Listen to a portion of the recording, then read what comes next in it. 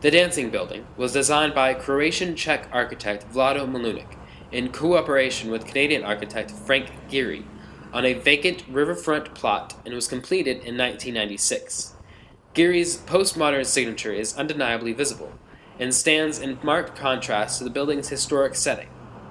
It is thus perceived by many people to be an alien element, a Californian eyesore in one of the few Central European cities not reduced to rubble and ashes at the end of World War II. The building is an example of deconstructivist architecture. With an unusual shape, it reflects a woman and a man, generally believed to be Ginger Rogers and Fred Astaire, dancing together. Deconstructivist architecture refers to violence and recreates effects of deconstruction and chaos, and this is where the building's deeper historical foundations are to be located. Ginger and Fred, one of the building's many names, was not just placed somewhere in the cityscape, but fills an empty space that was made when a bomb destroyed the previous building, a reminder of the destruction of World War II. The empty dome on top of the building alludes to the steel structures of the dome of the Hiroshima A-bomb Memorial Building. As a deconstructivist building, it represents the apocalyptic destruction of historically grown physical structures and thus refers to the violent annihilation of a significant part of European cultures.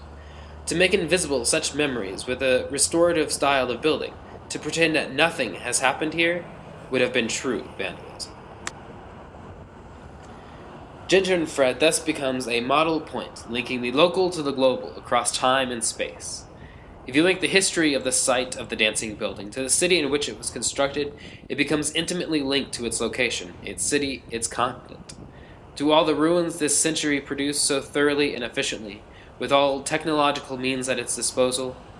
Furthermore, Gehry reminds us that more than ever before we need the fictions of the good life that the makers of celluloid illusions gave us. That we need the harmonious dreams of a dancing couple like Ginger and Fred. If we do not want to freeze or despair when we face those other film documents shot in Auschwitz and Birkenau and Dachau and all other places of organized mass murder, or pictures of bombed-out cities like Dresden, Hiroshima, or Nagasaki. It may well be that such moments always have to be doubly encoded so that we can bear them, always.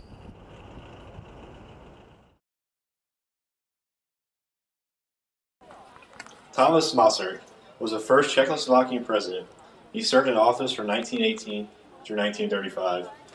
He was born in the southeastern part of Moravia in 1850. As a youth, he worked as a blacksmith, but he would later go on to study philosophy from 1872 through 1876 in Brno and Vienna. In 1882, he was appointed professor of philosophy at the University of Prague.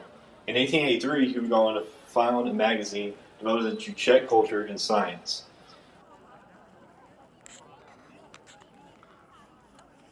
He would later go on to start a career as a politician in 1891, where he served in the Austrian Parliament in the Young Czech Party, and again in 1907 to 1914 in the Realist Party.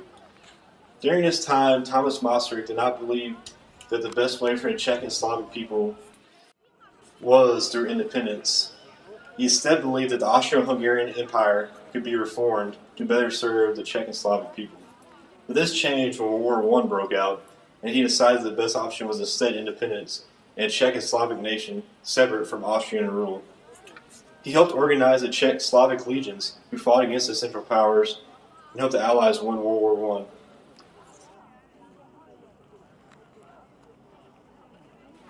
During this time period of 1914 through 1918, Thomas Masaryk traveled throughout Western Europe and the United States, where he gave lectures about the oppressed people of Central Europe.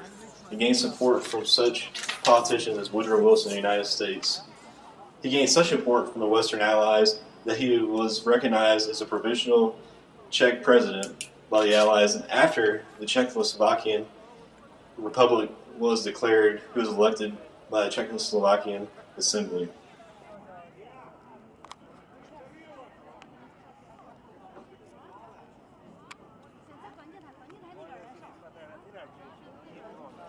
He served in office from 1982 through 1935.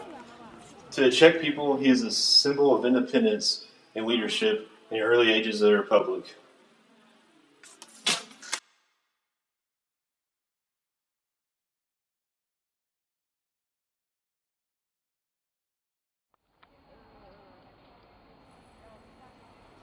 The Clementium, an expansive collection of buildings only topped by Prague Castle in Prague itself. It was started in the 11th century with the building of the chapel to Saint Clement, and a monastery built by the Dominican order. In the 16th century, Jesuits came to the monastery to strengthen the Catholic belief. With their wealth and influence, they enlarged Clementium by buying nearby buildings and land. By the mid-17th century, though, the Pope ordered the Jesuits to leave Prague. The ending result was a complex that includes, among many other things, the National Library, an observatory, and churches. Popular attractions include seeing concerts in the Mirror Chapel, the Baroque Library Hall, climbing up the astronomical tower with the statue of Atlas on top, and visiting the little girl with a paper swallow. Whatever your fancy is, you are sure to find something to catch your interest at the Clementium.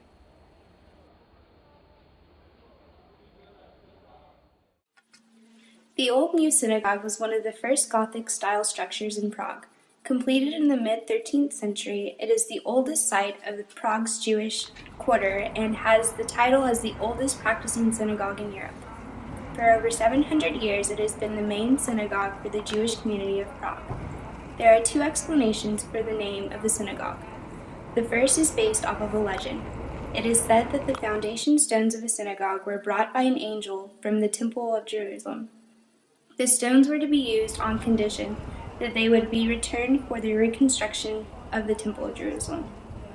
The other explanation is that the synagogue was originally the New or Great Synagogue, but after the 16th century, once other synagogues were built, the name changed to Old New Synagogue. The famous legend of the Golem is said to have taken place at the Old New Synagogue. The Golem was created by Rabbi Lev out of mud from the river of Lotva.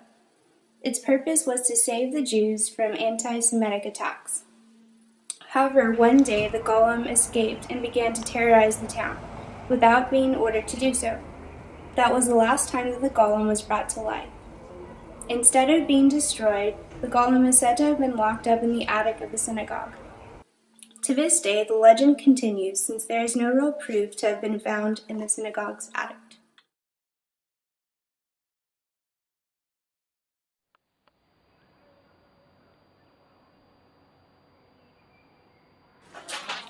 Synagogue Television Tower is the tallest spire in Prague at 216 meters.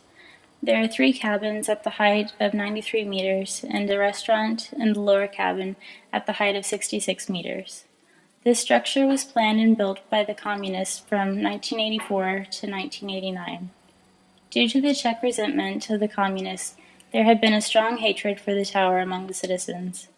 Locals would say the tower had ruined Prague's skyline and desecrated the Jewish cemetery, which is mere meters away from the tower.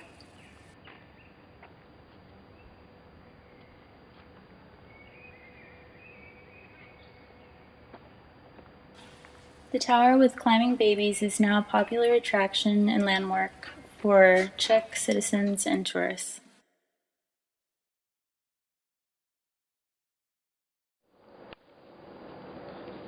In May 2000, the controversial Czech artist David Czerny installed 10 large bronze babies on the tower.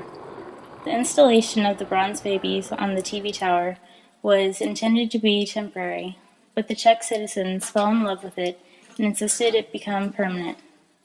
The babies are each over 800 kilograms and have ventilation shafts for faces. In Campo Park, you can see 3 of these babies on the ground outside of the art gallery there.